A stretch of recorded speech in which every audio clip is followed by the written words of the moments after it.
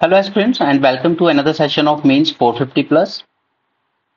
आज के सेशन में हम लोग देखेंगे अबाउट दिस पीएमएलए एक्ट। ये सब हमने काफी न्यूज़पेपर एनालिसिस के साथ देखा था। ओके, उस टाइम फिर हमने न्यूज़पेपर एनालिसिस बंद कर दिया तो ये रह गया था टॉपिक। बट इसमें काफी चीजें ऐसी भी आएंगी जो आपको इस बार के प्रीलिम्स के लिए भी देखना जरूरी है। ओके, जैसे पैल्मेरा डिक्लेरेशन, ये इसी से रिलेटेड है, इसके बारे में जानना चाहिए। इसके अलावा मेंस को लेकर तो ये बहुत इंपॉर्टेंट टॉपिक हो जाता है, क्योंकि पिछले 1-2 साल में सबसे ज्यादा अगर कुछ न्यूज में रहा है तो वो यही एक्ट रहा है, because of activities of ED. Okay, हमने काफी सारी चीजें देखी थी न्यूज़पेपर एनालिसिस के साथ। ईडी ने अरविंद केजरीवाल को गिरफ्तार किया, हेमंत सोरेन को गिरफ्तार किया। उसके बाद और भी ऐसी कुछ चीजें आई हैं, जिसमें से एक इंपॉर्टेंट चीज थी जहां पर 4 तमिलनाडु के कलेक्टर्स को समन किया था ईडी ने अबाउट सैंड माइनिंग। फिर तमिलनाडु गवर्नमेंट ने कहा no, this doesn't come under your jurisdiction. फिर ये केस गया सुप्रीम कोर्ट में। और मैंने आपको बार बार एक सुप्रीम कोर्ट जज का नाम एम्फेसाइज किया है, दैट इज मिस बेला त्रिवेदी। क्योंकि इनके जज ये पहले रह चुकी हैं लॉ मिनिस्ट्री में सेक्रेटरी थी जब नरेंद्र मोदी जी सीएम थे गुजरात के, तो ये तब से थोड़ा सा नरेंद्र मोदी जी के साथ ही प्रशासन चलाती हुई आई है। नाउ द थिंग इज कि इनके अगर आप जजमेंट देखेंगे तो अधिकतर जो जजमेंट है वो गवर्नमेंट के फेवर में ही जाते हैं, जब भी किसी केस में गवर्नमेंट इज अ पार्टी। तो यहां पर इन्होंने कहा कि नो, सुप्री ED ED has complete power कि वो समन कर सकता है, and these 4 district collectors, they have to appear in person in response to a summons issued by them by anti money laundering body। Okay, तो ये सब चीजें हमने न्यूज़पेपर के साथ देखी थी। आज के लेक्चर में हम लोग को समझना है अबाउट दिस एक्ट, क्योंकि इस एक्ट में सेक्शन 3 एंड सेक्शन 4 ये दोनों बहुत ज्यादा न्यूज में रहे हैं, और ये न्यूज़पेपर में बार बार आता भी था। तब मैंने आपसे कहा था कि हम इसके बारे में डिस्कस करेंगे। बट फर्स्ट थिंग इज कि पहले एक प्रॉपर डेफिनेशन बना लीजिए अपने लिए, ताकि अगर एग्जाम में क्वेश्चन आता है तो आपके पास ये चीजें रेडीमेड होनी चाहिए पहले से। Alright, so first, how would you define the term money laundering? You can take it 10 second pause and एक बार सोचिए कि आप किस तरीके से मनी लॉन्ड्रिंग को डिफाइन करेंगे।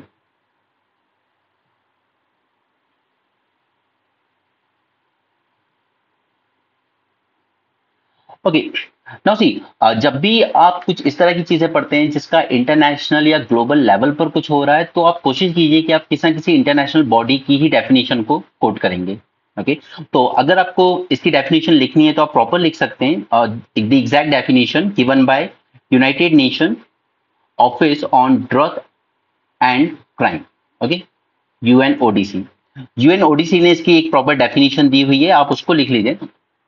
See, money laundering is the processing of money which is obtained from criminal activities to disguise their illegal origin।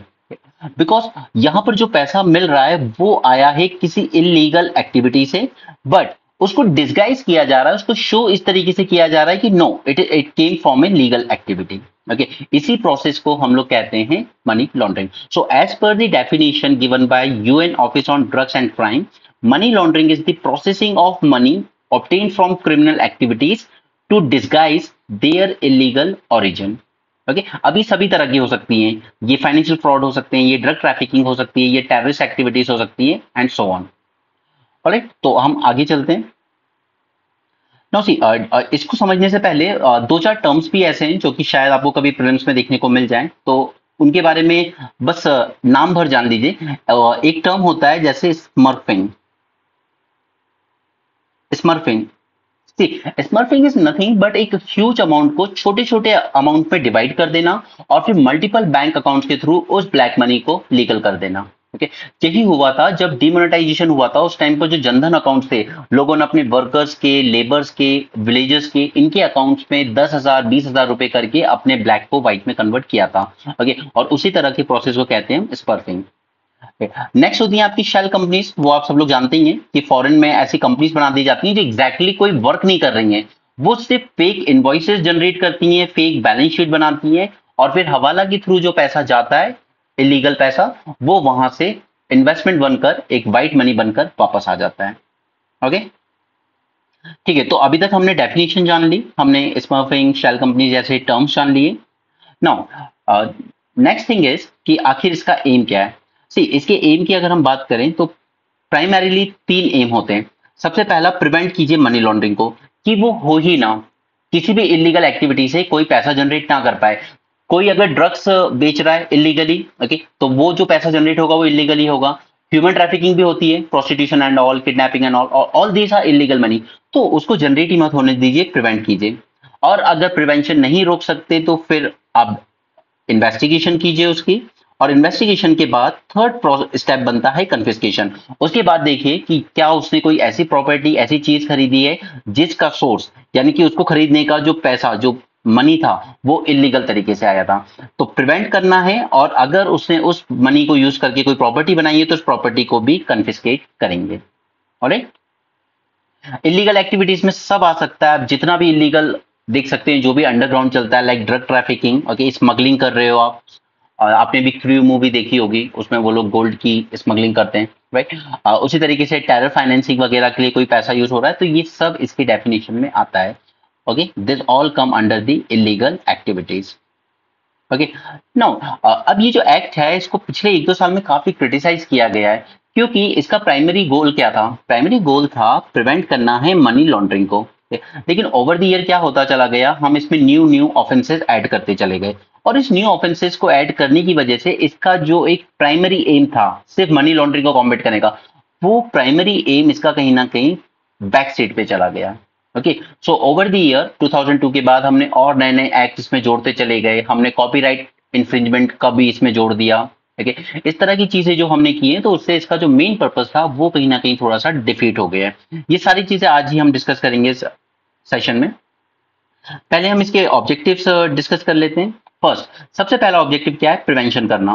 Prevent करना है हमें इलीगल मनी के जनरेशन को, और वो करने के लिए हमारे पास काफी सारे स्ट्रिंजेंट मेजर्स लिए जा सकते हैं, जो कि इस एक्ट में पावर दी गई है आपको। एंड सेकंड इज कि हमें मॉनिटर करने की जरूरत है सभी फाइनेंशियल ट्रांजैक्शंस को, by monitoring the financial transactions.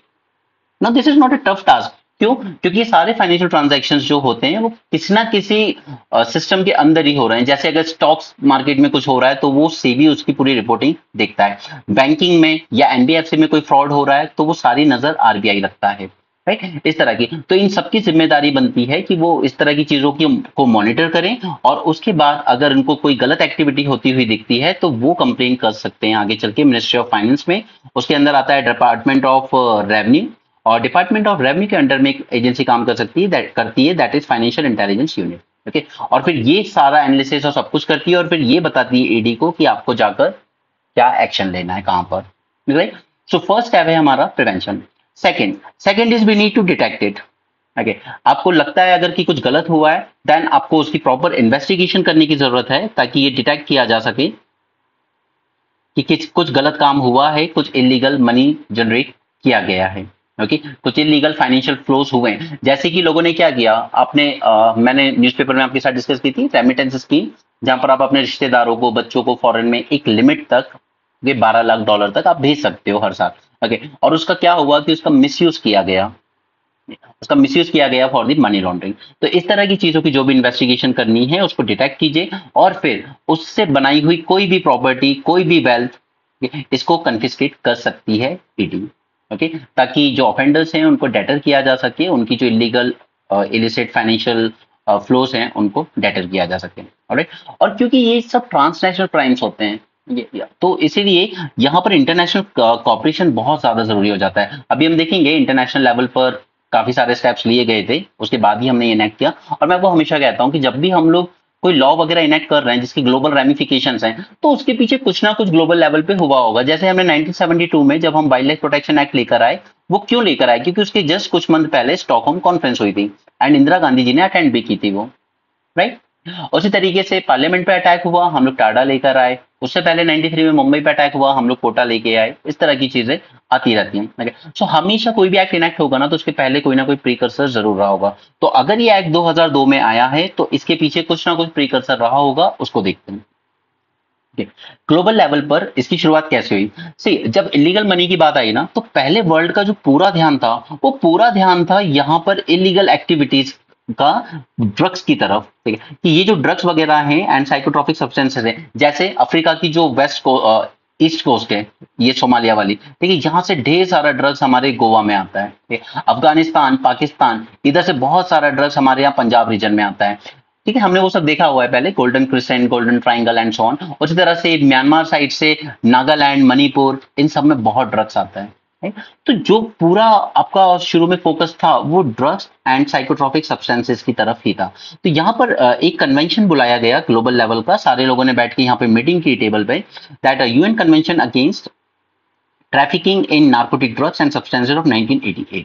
1988 से बात शुरू हो गई थी इसके अगेंस्ट कि यहाँ से ड्रग्स के थ्रू जो गलत पैसा जनरेट हो रहा है, इलीगल मनी जनरेट हो रहा है, उसको रोकने की जरूरत है। ठीक है, और इसी को रोकने के लिए एक टास्क फोर्स बनाई गई जिसको हम लोग जानते हैं फाइनेंशियल एक्शन टास्क फोर्स के नाम से। ठीक है, और वो सब बातें भी हमने पाकिस्तान के कंटेक्स्ट में की थी, ग्रे लिस्ट में डाल दिया था उसने पाकिस्तान को कि आप टेरर फाइनेंसिंग रोक नहीं पा रहे हो। राइट, उसी तरीके से ब्लैक लिस्ट, जैसे नॉर्थ कोरिया, ईरान, इन सबको ब्लैक लिस्ट किया गया है क्योंकि ये भी टेररिस्ट फाइनेंसिंग अपने यहाँ नहीं रोक पा रहे हैं। राइट, तो फाइनेंशियल एक्शन टास्क फोर्स, इसके बारे में हम लोग ऑलरेडी पहले पढ़ चुके हैं, इसमें नहीं जाएंगे, हम अपने आप को एक्ट तक ही लिमिट रखेंगे। ये और इंडिया ने भी फिर इस फाइनेंशियल एक्शन टास्क फोर्स जो कि जिसका मेन पर्पस है टू एग्जामिन, ठीक है, to examine the problem of money laundering, और उसके साथ साथ एग्जामिन करने के बाद वो अपने कुछ रिकमेंडेशन देता है, और इन रिकमेंडेशन को सभी कंट्रीज मानती हैं। जैसे पाकिस्तान ने अब इसकी जो रिकमेंडेशन थे उनके साथ कंप्लाई किया। राइट, और वो अब ग्रे लिस्ट से बाहर हो चुका है। राइट, उसी तरीके से फिर यूनाइटेड नेशन जनरल असेंबली ने भी अपना पॉलिटिकल डिक्लेरेशन बनाया, ग्लोबल प्रोग्राम एक्शन, कुछ एक्शन लेने के लिए। ओके, सारी चीजें हमें नहीं याद रखनी, बस आप एक दो चीजें याद रख लीजिए। Establishment of financial action task force, and first step ये था इन दिस कन्वेंशन, तो आप इसको याद रखिएगा। इसके बाद यूएन ने एक और स्पेशल सेशन बुलाया on countering the world drug problem, यहाँ पर भी मेन फोकस ड्रग तक ही था। बट 2000 आते आते, और इसलिए मैंने आपको ये कहा था ये आपके एग्जाम के लिए इंपॉर्टेंट है, that is Palermo declaration. This Palermo convention अगर आपसे पूछा जाएगा प्रीलिम्स में कभी, तो please remember it is the UN convention against transnational organised crime. Okay, अब देखिए अब यहाँ पे सभी तरह की क्राइम की बातें हो रही हैं। अभी तक जो फोकस था मोस्टली ड्रग्स पे था, ठीक है, बट अब यहाँ पे सभी तरह के ट्रांसनेशनल ऑर्गेनाइज्ड क्राइम पे फोकस था। ओके, और ये कन्वेंशन कब हुआ? 2000 में, और 2002 में इंडिया ने भी इनेक्ट किया कि हमें जरूरत है यहाँ पर एक एक्ट इनेक्ट करने की। ओके, क्योंकि इसके पहले जब ये हुआ था आपका दिस यूएन स्पेशल सेशन, यहाँ स्पेशल सेशन में यूएन ने कहा था सभी कंट्रीज से कि आप एक अपना खुद का एक नेशनल लॉ इनेक्ट कीजिए ये सब मनी लॉन्ड्रिंग रोकने के लिए।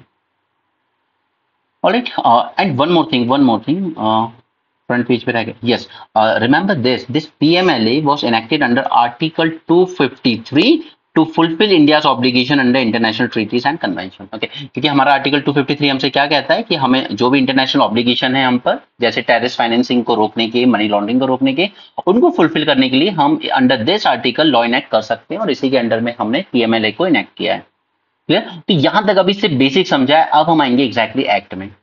ये अभी तक आई होप यहां तक आपका इतना तो आउटलाइन बन गया है कि आप एक अच्छा इंट्रोडक्शन बना सकते हैं एग्जाम में। क्लियर? मेरे लिए आपको बताना सबसे इंपॉर्टेंट जो है वो है सेक्शन 3 एंड सेक्शन 4, क्योंकि ये न्यूज़पेपर में बार बार रिपीट होता रहा। अरे देखिए, सेक्शन 3 जो है इट एग्जैक्टली डिफाइन कि what is money laundering. Okay, अभी मैंने शुरू में आपको जो डेफिनेशन बताई थी वो यूएन बॉडी की थी, बट अगर हम इस सेक्शन के अंडर में डेफिनेशन देखेंगे तो वो बहुत सिंपल वे में डिफाइन करता है मनी लॉन्ड्रिंग को, that money laundering is an attempt या फिर असिस्टेंस, अगर कोई उसका साथ भी दे रहा है, it is an attempt, assistance और involvement in the process, assistance or involvement in the process connected to the proceeds of crime. Now remember this word proceeds of crime, क्योंकि ये वर्ड ही एक प्रॉब्लम क्रिएट करेगा अभी आगे चल के। Okay okay, इसमें ऐसे लोग जो कोशिश कर रहे हैं या कोशिश करने वालों का साथ दे रहे हैं या उनका किसी भी तरीके का इन्वॉल्वमेंट है in the process connected to proceeds of crime, कि वो एक ऐसी प्रॉपर्टी को जो कि गलत है, गलत तरीके से प्रोड्यूस की गई है, उस प्रॉपर्टी को अनटेंटेड बताने की कोशिश कर रहे हैं कि नहीं ये गलत पैसे से नहीं आई है। ठीक है, ऐसे सभी लोगों को या ऐसी कोई भी कोशिश को डिफाइन किया जाता है एज अ मनी लॉन्ड्रिंग। ठीक है, ये इस एक्ट का सेक्शन 3 डिफाइन करता है। लेकिन ये जो वर्ड यूज हो रहा है ना यहाँ पे प्रोसीड ऑफ क्राइम, यही सुप्रीम कोर्ट ने एग्जामिन किया और उसने कहा कि यार ये जो आपने डेफिनेशन में ही लिखा है proceed of crime, this is a very weak word. इसको ये बहुत ही डिस्क्रिशनरी पावर दे देता है एनफोर्समेंट डायरेक्टोरेट को कि वो इंटरप्रीट कर सकते हैं इसको। अब चाहे मैं कितना भी कन्विंस कर लूं कि नो मैंने जो कार परचेज की है वो मैंने यूट्यूब चैनल के थ्रू की है, ठीक है, लेकिन यूट्यूब चैनल पे आप हमेशा गवर्नमेंट के अगेंस्ट बोल रहे हैं, आप नेशन के अगेंस्ट बोल रहे हो, से फॉर एग्जाम्पल ध्रुव राठी, वो उसको कह देंगे नो आप तो गलत कर रहे थे, आप एंटी नेशनल एक्टिविटीज में इन्वॉल्व थे और आपने ये जो कार ली है, जो बंगला बनाया है, it came from proceeds of the crime. तो ये जो वर्ड्स हैं, इसी को सुप्रीम कोर्ट ने जजमेंट में कहा कि ये जो वर्ड है, इनको इनकी डेफिनेशन को थोड़ा और प्रॉपर बनाने की जरूरत है। अभी मैं आगे आपके साथ वो केसेस भी डिस्कस करूंगा। ओके, तो सेक्शन 3 इसलिए जानना जरूरी था क्योंकि यहाँ पर जो डेफिनेशन है प्रोसीड्स ऑफ क्राइम वर्ड, ये बहुत ही वेग पावर दे देता है ईडी को। क्लियर? तो सेक्शन 3 याद हो गया। आगे चलते हैं हम ऑफेंसेस के बारे में। तो यहां पर ऑफेंसेस डिफाइन किए गए हैं under different schedule, part A, part B, part C. Now see difference क्या है? पार्ट ए की बात जब हम करें तो यहां पर अलग अलग एक्ट जो है हमारे, जैसे आईपीसी, इंडियन पिनल कोड। पहले आप ये एक्ट याद रख लीजिए क्योंकि कई बार प्रीलिम्स में आपको इस तरीके से भी क्वेश्चन पूछ लिया जाता है कि कौन कौन से ऐसे एक्ट्स हैं जिन पर जो पीएमएलए में भी आते हैं। ओके, तो इंडियन पिनल कोड के अंदर जितने भी केसेस आते हैं, प्रिवेंशन ऑफ करप्शन एक्ट 1988 वाला, ओके, और इस तरीके से narcotics, drugs and psychotropic substances, and एक और है antiques and art treasure act. आपको पता है हमारे यहाँ के कई एंटीक्स, कई मूर्तियां, स्कल्पचर्स जो 800 साल, 1000 साल पुरानी, ये ब्लैक मार्केट में चली जाती हैं कई बार चोरी होके, राइट, और फिर उनको रिट्रीव करती है हमारी एजेंसीज। तो उसमें भी पीएमएलए के अंडर में वो क्राइम माना जाता है। Okay, so antics and art treasure act. उसी तरीके से ट्रेडमार्क एक्ट, अगर आप ट्रेडमार्क इसको वायलेट करते हो, वाइल्ड लाइफ प्रोटेक्शन एक्ट, ठीक है, copyright act and information technology act, IT act, ठीक है। तो ये सारे एक्ट के अंडर जो जो ऑफेंसेस हैं, वो सारे ऑफेंसेस इस एक्ट के अंडर भी माने जाएंगे। ओके, आप इन एक्ट्स के नाम आपको याद रखने होंगे। पार्ट बी, पार्ट बी क्या है? पार्ट बी कुछ अलग से नहीं है, ये यहाँ पे सिर्फ ऑफेंसेस की ही बात कर रहा है, बट ऐसे ऑफेंसेस की जिनकी वैल्यू 1 करोड़ से ज्यादा है, वो पार्ट बी में चले जाएंगे। ओके, जैसे कोई एंटीक चोरी हुआ था जिसकी कीमत करोड़, कई करोड़ में थी, तो वो पार्ट बी के ऑफेंस में आ जाएगा। पार्ट सी डील करता है ऐसे ऐसे क्राइम से जो ट्रांसनेशनल टाइप के हैं। ठीक, जैसे आप नेपाल से या बांग्लादेश से ह्यूमन ट्रैफिकिंग करके ले आए, या किसी को बॉन्डेड लेबर बना के ले आए, प्रोस्टिट्यूशन में धकेल दिया आपने, एंड इस टाइप की चीजें। ठीक है, जो ट्रांसनेशनल टाइप की हैं तो वो पार्ट सी में आ जाती हैं। तो ये बात समझ में आई। ऑफेंसेस तीन तीन शेड्यूल बनाए गए, part A, part B, part C. Part A में मेंशन किए गए सारे एक्ट्स जिनके अंदर जो ऑफेंसेस आते हैं, वही ऑफेंसेस यहाँ भी माने जाएंगे। पार्ट बी ऐसी चीजें जिनकी वैल्यू 1 करोड़ से ऊपर हो, एंड पार्ट सी जो वो क्राइम जो ट्रांसनेशनल टाइप के होते हैं। ठीक है, सेक्शन 4 ये भी न्यूज में काफी ज्यादा था, इसलिए सेक्शन 4 को जानना भी हमें जरूरी है। ये आपको बताता है अबाउट द पनिशमेंट, आपको पनिशमेंट क्या दी जाएगी ये यहाँ पे बताया जाता है। और ये कहता है कि आपको रिग्रेस इम्प्रिजनमेंट दिया जाएगा, जो कि 3 साल से 7 साल तक की हो सकती है। इसके अलावा फाइन वगैरह जो भी लगाना होगा वो आप पे लगाया जा सकता है। ठीक है, नेक्स्ट फीचर है इसका एजेंसीज की पावर। अब देखिए, इसमें सबसे इंपॉर्टेंट एजेंसी तो आपकी ईडी आ जाती है, राइट, एंड सेकंड आ जाती है financial intelligence unit. Now see, first thing you should remember is कि कई बार हमारे दिमाग में आ जाता है कि अमित शाह जी इनका बहुत मिसयूज कर रहे हैं दूसरी पार्टी के लोगों के लिए, तो कई बार आपके दिमाग में आ जाएगा होम मिनिस्ट्री, और वो देता है इस तरह की चीजें चेंज करके आपको स्टेटमेंट में, प्रीलिम्स में दे देता है, और कई बार वहां पे फिर जल्दबाजी में या प्रेशर में ध्यान नहीं रहता है। सो अच्छे से दिमाग में बिठा लो कि ये आता है अंडर मिनिस्ट्री ऑफ फाइनेंस, उसके department of revenue intelligence. Okay, department of revenue, ठीक, इसके अंडर में ईडी काम करता है, और इसी के अंडर में काम करती है एफआईयू, फाइनेंशियल इंटेलिजेंस यूनिट। अब दोनों में फर्क क्या है? देखिए, पहले जब भी इस तरह की कोई इन्फॉर्मेशन होगी, जैसे सपोज किसी बैंक को लगता है कि हमारे यहाँ से ये जो ट्रांजेक्शन हो रहे हैं कुछ गलत हो रहे हैं, छोटे छोटे अमाउंट में पैसा कहीं एक पर्टिकुलर अकाउंट में जा रहा है, ओके, किसी तरह की कुछ गलत एक्टिविटीज हो रही हैं, तो ये एफआईयू जो होगा ये रिसीव करता है सारी इन्फॉर्मेशन, फिर उसको प्रोसेसिंग करता है, उसकी एनालाइज करता है, और फिर डिसेमिनेट कर देता है वो इन्फॉर्मेशन इन्वेस्टिगेटिव एजेंसीज को।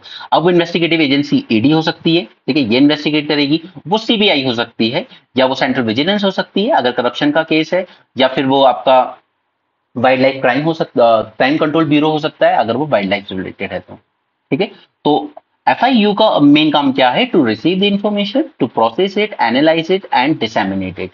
एंड ईडी का काम क्या है? टू इन्वेस्टिगेट दैट ऑफेंस, और अगर हुआ है सच में ऐसा ऑफेंस, तो उससे जो भी मनी जनरेट हुआ है उस मनी को कन्फिस्केट करना, उससे जो प्रॉपर्टी बनाई गई है उस प्रॉपर्टी को सीज करना। Clear? And remember one thing कि हमने इतने सारे जो ऊपर एक्ट देखी, इतनी लंबी लिस्ट, ये जो एक्ट है ना, जैसे सपोज केस लीजिए करप्शन का, तो प्रिवेंशन ऑफ करप्शन एक्ट में प्रिवेंशन ऑफ करप्शन एक्ट में अगर इनकम टैक्स चोरी हुआ है कहीं पे तो इनकम टैक्स वाले भी उसकी इन्वेस्टिगेशन करेंगे, ठीक है। और अगर वो क्राइम हुआ है कुछ किसी तरह का तो सीबीआई वाले भी केस करेंगे, अपनी इन्वेस्टिगेशन करेंगे। और अगर आपको प्रॉपर्टी वगैरह आपने उससे खरीद ली, कन्फिस्केट वगैरह करना है उसको, तो ईडी वाले वो भी करेंगे। यानी एक ही केस को तीन तीन एजेंसीज हैंडल कर सकती हैं, प्रोटेक्टेड प्रोवाइडेड कि वो किस किस एक्ट और एजेंसीज के डोमेन में फॉल करता है। क्लियर? इसलिए कई बार आप देखते हो कि एक साथ रेड पड़ती है, सीबीआई वाले भी आ गए, ईडी वाले भी आ गए, इनकम टैक्स वाले भी आ गए एक ही जगह पे रेड डालने, ठीक है, क्योंकि वो उनके जो एक्ट्स हैं उनके अंडर में वायलेशन हुआ होता है, ठीक है। इसके बाद बात करते हैं ऑब्लिगेशंस की। तो ऑब्लिगेशंस किस पे आएगा? ऑब्वियसली बैंकिंग कंपनीज वगैरह पे आएगा जो ये सारे ट्रांजेक्शन्स कर रही हैं, ठीक है। बैंकिंग कंपनीज हो गए आपके, नॉन बैंकिंग फाइनेंस कॉर्पोरेशन हो गए, या फिर जो भी इंटरमीडियरीज हैं उन सब पे ये चीजें आती है। ऑलराइट, अगर इस तरह की कोई भी चीज होती है, इन सब की जिम्मेदारी बनती है कि ये रिपोर्ट पास ऑन करेंगे फाइनेंशियल इंटेलिजेंस यूनिट को कि हमें लगता है कि कुछ गलत एक्टिविटीज हो रही हैं हमारे बैंक के थ्रू, एक पर्टिकुलर पर्सन या पर्टिकुलर अकाउंट उस चीज को कर रहा है, ठीक है। इसके बाद अलग अलग अथॉरिटी सेटअप की गई हैं इसके अंडर में। अगर आपको पास कोई नोटिस वगैरह आता है तो आप जा सकते हो एडजुडिकेटिंग अथॉरिटी के पास जा सकते हो, और अगर वहां से आपको रिलीफ नहीं मिलता है तो एक एपीलेट ट्रिब्यूनल भी होता है इसका। और ये सब छोटी बातें नहीं है कि आप इग्नोर कर दो इनको, नहीं कर सकते, क्योंकि 2023 में क्वेश्चन आया था, 23 में या 20 में आया था, आई डोंट रिमेम्बर एग्जैक्टली, ठीक है। वहां पर कि एक पर्टिकुलर बॉडी पूछी गई थी कि इसका कोई एपीलेट ट्रिब्यूनल भी होता है या नहीं होता है, ये तो ऐसे स्टेटमेंट आते हैं यूपीएससी के प्रीलिम्स में। इसके अलावा स्पेशल कोड बनाए जाएंगे, तो स्पेशल कोड का मतलब ये नहीं है कि अलग से कोई स्पेशल कोड बनाए जाएंगे। स्पेशल कोड हियर मींस कि कोई भी जो सेशन कोड होते हैं, ठीक है, डिस्ट्रिक्ट कोर्ट पे दो तरह की चीजें होती है ना, एक तो सिविल केस डिस्कस होते हैं और दूसरी तरफ क्रिमिनल केस। तो डिस्ट्रिक्ट कोर्ट ही सेशन कोर्ट की तरह काम करता है जब क्रिमिनल केस इन्वॉल्व होते हैं, उसी सेशन कोर्ट को कन्वर्ट किया जा सकता है under the special court under PMLA. तो यहाँ पे हमने काफी सारे इसके फीचर्स जान लिए, 7-8 फीचर्स काफी हैं आपके मेंस में लिखने के लिए। कंसर्न्स पे चलते हैं। देखिए फर्स्ट कंसर्न जो हमने शुरू में ही डिस्कस किया, that is inclusion of minor offences. अब देखिए ये जो कॉपीराइट वगैरह है, कॉपीराइट वायलेशन, जैसे मान लो आपने किसी कोचिंग का वीडियो शेयर कर दिया, इतना बड़ा ऑफेंस तो नहीं है ना। अब सोचिए कि किसी आदमी ने जो कि बहुत हाई लेवल पे ड्रग्स बेच रहा था, ठीक है, बहुत बड़ा ड्रग माफिया है, आपने तो सिर्फ एक कोचिंग का वीडियो, कॉपीराइट ऑब्वियसली आपने वायलेट किया बट आपने शेयर कर दिए कहीं पे जो कि आपको नहीं करने चाहिए थे। बट उसका मतलब ये तो नहीं है कि आप और वो ड्रग माफिया इक्वल हो गए दोनों, नहीं ना। पर यहाँ पर ये जो एक्ट है ये दोनों को इक्वल कर देता है, राइट। तो इस एक्ट की एक गलती ये है कि इसे काफी सारे minor and non serious offences को भी बराबर कर दिया है, ठीक है। कॉपीराइट इंफ्रिंजमेंट हो गया, ट्रेडमार्क इंफ्रिंजमेंट हो गया, ये सब छोटे छोटी गलतियां हैं, लेकिन इनको आप ड्रग्स या ह्यूमन ट्रैफिकिंग जैसे सीरियस ऑफेंसेस के साथ बराबर कर देते हो तो ये थोड़ा ठीक नहीं होता। सो this is one concern, alright, this is concern number 1। Second, it equates punishment for ordinary crime with the serious crime. वही बात है कि आपने एक वीडियो शेयर कर दिया कोचिंग का जो कि कॉपीराइट था, ठीक है, तो आपसे भी गलती हुई, उधर ड्रग माफिया उससे भी गलती हुई, लेकिन यहाँ पर ये पनिशमेंट दोनों के लिए बराबर रख देता है। इट इक्वेट दी पनिशमेंट, वही 3 से 7 साल की पनिशमेंट उसको भी होगी आपको भी होगी, क्योंकि आपका क्राइम इतना तो सीरियस नहीं था ना, राइट। तो ये इसका सेकंड क्रिटिसिज्म हो जाता है। जैसे अगर मान लो किसी पब्लिक सर्वेंट ने ब्राइब ले ली, ऑब्वियसली करप्शन भी बहुत बड़ा इशू है, बट अगर किसी पब्लिक सर्वेंट ने ब्राइब ले ली सपोज 10,000 15,000 की, तो उसको भी उतनी ही सजा होगी जितनी कि वहां पर एक ड्रग माफिया को होती थी, मतलब मिनिमम 3 साल के लिए तो दोनों को अंदर जाना है, ठीक है। तो ये जो इक्वेट कर देता है पनिशमेंट को, ये ठीक नहीं है। और दूसरा आपको यहाँ पे माइनर ऑफेंसेस, इतने स्ट्रिंजेंट एक्ट, इतना डेंजरस जो एक्ट है, इसमें एटलीस्ट इंक्लूड नहीं करने चाहिए ऐसे माइनर ऑफेंसेस की अगर किसी ने छोटा सा कॉपीराइट वायलेशन कर दिया है तो आपने उस पर ये एक्ट अप्लाई कर दिया, ठीक है। तो ये दो इजी कंसर्न समझ में आए आपको, ठीक है, this was second. Third, broad definition of proceed of crime, जो कि मैंने आपको फर्स्ट स्लाइड में ही समझाया, प्रोसीड्स ऑफ क्राइम, ये ये बहुत बड़ा डिस्क्रिशन दे देता है इन्वेस्टिगेटिव एजेंसीज को, ठीक है। इसलिए सुप्रीम कोर्ट ने भी कहा है कि इसको प्रॉपर्ली डिफाइन करना जरूरी है, प्रोसीड्स ऑफ क्राइम। अब मैं आपको यूट्यूब पे कुछ वीडियो बना रहा हूँ, मैं गवर्नमेंट को क्रिटिसाइज कर रहा हूँ या किसी को भी क्रिटिसाइज कर रहा हूँ, अब उनको ये लगता है कि नहीं नहीं आपने सरकार के खिलाफ बोला यानी कि आपने देश के खिलाफ बोल दिया, ठीक है, आपने कैसे बोल दिया, और इससे इससे आपकी जो अर्निंग हुई है उस पैसे से आपने जो घर खरीदा है, गाड़ी खरीदी है, तो ये प्रोसेस ऑफ क्राइम मानी जाएगी। ओके, तो ये इस तरह की जो वेग या ब्रॉड डेफिनेशन है ये ठीक नहीं है, इसको प्रॉपरली डिफाइन करना जरूरी है। Next is burden is of proof is on the accused. Now see, अब जैसे केजरीवाल जी जेल गए, तो यहाँ पर जनरली क्या होता है कि जो ऑफेंसेस होते हैं, जैसे सपोज किसी ने मर्डर कर दिया, तो मर्डर में ये प्रूफ करना कि इस आदमी ने मर्डर किया, ये किसका काम है? पुलिस का काम है, इन्वेस्टिगेटिव एजेंसीज का काम है। लेकिन इस एक्ट में उल्टा होता है कि यहाँ पे बर्डन ऑफ प्रूफ अक्यूज पे होता है। अगर मुझ पे एलिगेशंस लगे हैं कि आपने गलत तरीके से पैसा बनाया, तो ये मुझ पे ही लागू होगा कि मैं कोर्ट में ये साबित करूं कि नहीं, मेरा पैसा सही तरीके से आया, गलत तरीके से नहीं। ओके, अब सामने वाले, और अभी एक और मैं आपके साथ एक और क्रिटिसिज्म में शेयर करूंगा कि यहाँ पर जो इन्वेस्टिगेटिव एजेंसी होती है ईडी, वो शेयर भी नहीं करती है रिपोर्ट कि मुझ पे एलिगेशन एग्जैक्टली है क्या, तब तो मैं अपने आप को डिफेंड कर पाऊंगा ना, right. So this is a very very big challenge कि बर्डन ऑफ प्रूफ यहाँ पे अक्यूज के पास होता है, तो फ्री एंड फेयर ट्रायल कैसे हो पाएगी फिर ऐसे में?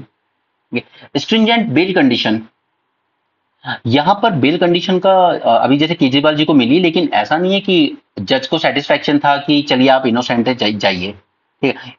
यहाँ पे बेल आपको तभी मिल सकती है जब वो जो जज वहां बैठा हुआ है, he is satisfied that you're innocent. Kejriwal ji के केस में तो कि चलिए अभी चुनाव चल रहे हैं, इनको ये मुख्यमंत्री हैं चुने हुए, तो इनको प्रचार करने का मौका दीजिए, तो उनको अभी बेल दिए टेम्पररी।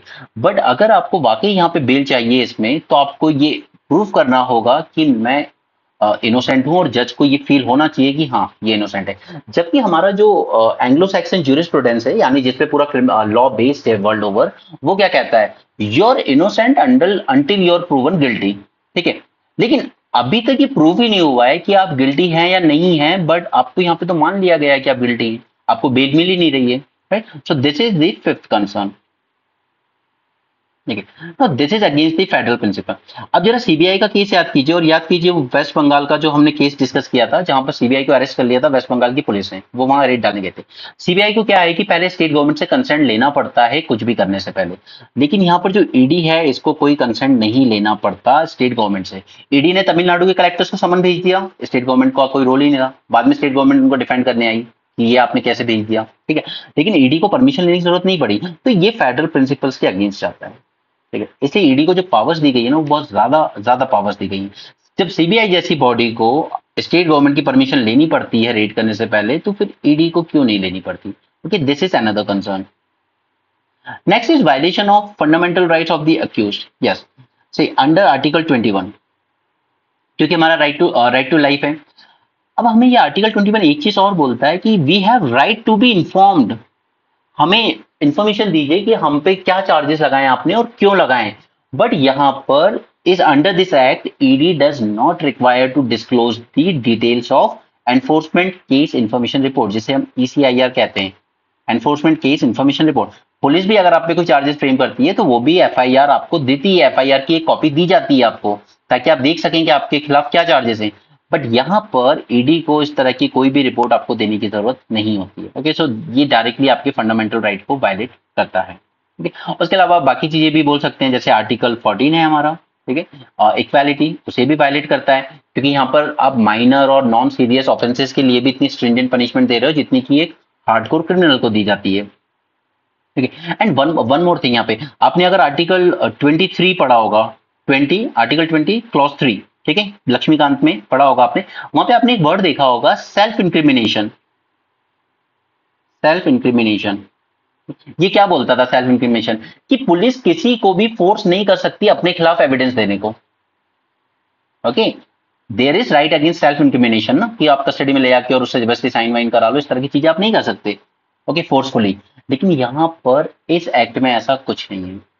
यहाँ पे अथॉरिटीज के पास पावर है, ओके, और वो पावर सीधे सीधे वायलेट करती है the right against self incrimination. Clear?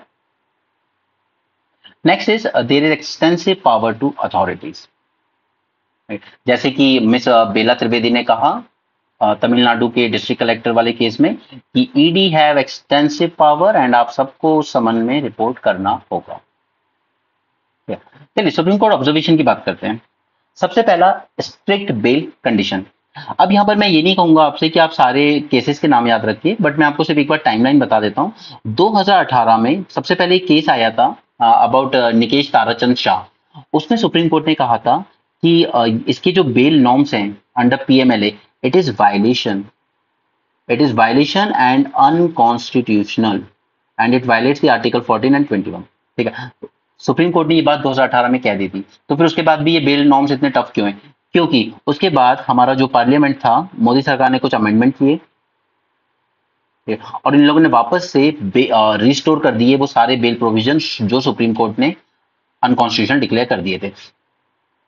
अब उसके बाद हुआ क्या कि दोबारा केस गया सुप्रीम कोर्ट में और 2022 में अब सुप्रीम कोर्ट ने अपना स्टैंड रिवर्स कर दिया। उसने कहा कि yes, these bail provisions are reasonable, होने चाहिए। ओके, इसीलिए सुप्रीम कोर्ट पर भी कई बार क्वेश्चन उठते रहे हैं कि जो ऐसे केस आते हैं जहां पर गवर्नमेंट एक पर्टिकुलर चीज चाहती है, वहां पर ये लोग गवर्नमेंट को सपोर्ट कर जाते हैं। सो इट डिपेंड्स अपॉन जज टू जज। कुछ जज हैं जो बहुत अपराइट हैं, ऑनेस्ट हैं, बट कुछ जज हैं कहीं ना कहीं जो थोड़ा सा गवर्नमेंट की तरफ झुकाव रखते हैं। Okay, second is ED's overreach. Overreach है और उसका रीजन है सबसे बड़ा कि जो डेफिनेशन है मनी लॉन्ड्रिंग की, वो डेफिनेशन काफी वेग है। ठीक है, तो यही हमारा एक वे फॉरवर्ड बनेगा कि हमें इस डेफिनेशन को थोड़ा सा, इसकी जो एक्सटेंसिव डोमेन है, मतलब इसका इंटरप्रिटेशन आप हर तरीके से कर सकते हो, इसको थोड़ा सा कंट्रोल करने की जरूरत है। ठीक है, तो हमें ईडी ओवररीच, ये भी सुप्रीम कोर्ट का ही ऑब्जर्वेशन है। And third is procedural violation. कई बार जैसे कि सुप्रीम कोर्ट ने ही इस तमिलनाडु केस में कहा था, मैं बेला त्रिवेदी जी की बात नहीं कर रहा हूं, उनसे पहले जो बेंच इसको हियर कर रही थी, उन्होंने कहा था कि ईडी को एक मैकेनिज्म तैयार करना चाहिए कि आपका क्या प्रोसीजर होगा किसी भी केस में आगे बढ़ने के लिए, ताकि ऐसा ना हो। क्योंकि देखिए महाराष्ट्र में एक मंत्री पे एलिगेशन लगे थे, उसके बाद जब उसने बीजेपी ज्वाइन कर ली तो ईडी ने कहा कि वो फाइल हमें मिल नहीं रही है, वो फाइल गुम गई है जो हमने प्रिपेयर की थी। ठीक है, तो इसलिए ये एलिगेशन उन पे लगते रहते हैं कि आप हमेशा ऑपोजिशन पार्टी के लीडर्स पे रेड डालते हो और उसके बाद अगर वो लीडर आपकी पार्टी ज्वाइन कर लेता है तो फिर आप वो केस बंद कर देते हो। ओके, सो कुछ एक पर्टिकुलर मैकेनिज्म तैयार करना चाहिए और ये सारे पॉइंट्स हमने न्यूज़पेपर के साथ ही डिस्कस किए थे बहुत पहले। ओके, चलिए वे फॉरवर्ड देख लेते हैं कि वे फॉरवर्ड में हम क्या कर सकते हैं। अगर आपको कंसर्न समझ में आ गए ना तो वे फॉरवर्ड लिखना कोई बड़ी बात नहीं है। फर्स्ट इज, जैसा कि शुरू में मैंने आपसे डिस्कस किया, precise definition of this term proceeds of crime. इसकी डेफिनेशन को प्रिसाइज यानी कि आप क्लियर डेफिनेशन दीजिए कि क्या है exactly proceeds of crime. Second is reassessment of burden of proof. देखिए, अब बर्डन ऑफ प्रूफ हमने क्या इस पे, इस एक्ट ने किस पे डाला हुआ है? अक्यूज पे। ठीक है, उसके बाद उस अक्यूज को रिपोर्ट भी नहीं दी जाती है कि मुझ पे क्या चार्जेस फ्रेम किए गए हैं और क्यों फ्रेम किए गए। ओके, तो इन दोनों चीज को हमें थोड़ा सा सॉर्ट आउट करने की जरूरत है। Third is safeguard against overreach by the officers. Overreach by the officer, और ये करने के लिए हमारे पास एक ही तरीका है कि हमें एक इंडिपेंडेंट ओवरसाइट की जरूरत है। इंडिपेंडेंट ओवरसाइट, या तो आप एक ऊपर एक बॉडी बना सकते हो जो इस पूरे इन्वेस्टिगेशन को देखेगी। उस बॉडी में जज हो सकते हैं, उस बॉडी में सिविल सर्वेंट हो सकते हैं अच्छी इंटीग्रिटी वाले, उसमें थोड़े से सिविल सोसाइटी के ऑफिसर्स भी हो सकते हैं, सिविल सोसाइटी के लोग भी हो सकते हैं, ताकि ये देखे कि ईडी जो काम कर रहा है वो बिल्कुल अनबायस्ड मैनर में कर रहा है, सरकार के दबाव में नहीं कर रहा है। ओके, तो एक इंडिपेंडेंट ओवरसाइट मैकेनिज्म बनाने की जरूरत है हमें, ताकि हम ये सेफगार्ड्स रख सकें against the overreach by the officers. Next is review of the stringent bail condition. अब इसकी जो बेल कंडीशन बहुत मुश्किल है, क्योंकि एक सिंपल सी पॉइंट लिखा गया है उसमें कि यहाँ पर जज को सेटिस्फेक्शन होना चाहिए कि बेल देनी है या नहीं देनी है, सामने वाला इनोसेंट है या नहीं। और एटलीस्ट कम से कम जो माइनर ऑफेंसेस है, जैसे एक स्टूडेंट से गलती हो जाए किसी कॉपीराइट वीडियो को शेयर करके, तो एटलीस्ट ऐसे माइनर ऑफेंसेस के लिए तो इतनी स्ट्रॉन्ग बेल कंडीशन मत रखिए। ओके, एटलीस्ट ऐसे केस में तो आप कर ही सकते हो कि चलिए कैसे लिख दीजिए और चले जाइए, कम से कम वो उससे तो बेटर है ना कि कोई अमीर बाप का लड़का दो लोगों की जान ले लेता है और फिर जज साहब कह देते हैं कि एक ऐसे लिख दीजिए एक्सीडेंट पे और चले जाइए, बेल मिल जाएगी। ये हुआ ना अभी पुणे केस में हमने देखा। Enhanced independence and transparency. ED की जो फंक्शनिंग है उसमें हमें थोड़ा सा ट्रांसपेरेंसी बढ़ाने की जरूरत है, ताकि ये जो एलिगेशन लगते रहते हैं कि ये इंडिपेंडेंट नहीं है, सरकार के दबाव में काम कर रहा है, इस तरह के एलिगेशंस को दबाया जा सके कि हाँ हम सरकार के उसमें काम नहीं कर रहे हैं, हम इंडिपेंडेंट वे में काम कर रहे हैं। ओके, सो आई होप आपको ये लेक्चर पसंद आया हो। So that's it for this session. Thanks for joining, have a great day and keep learning.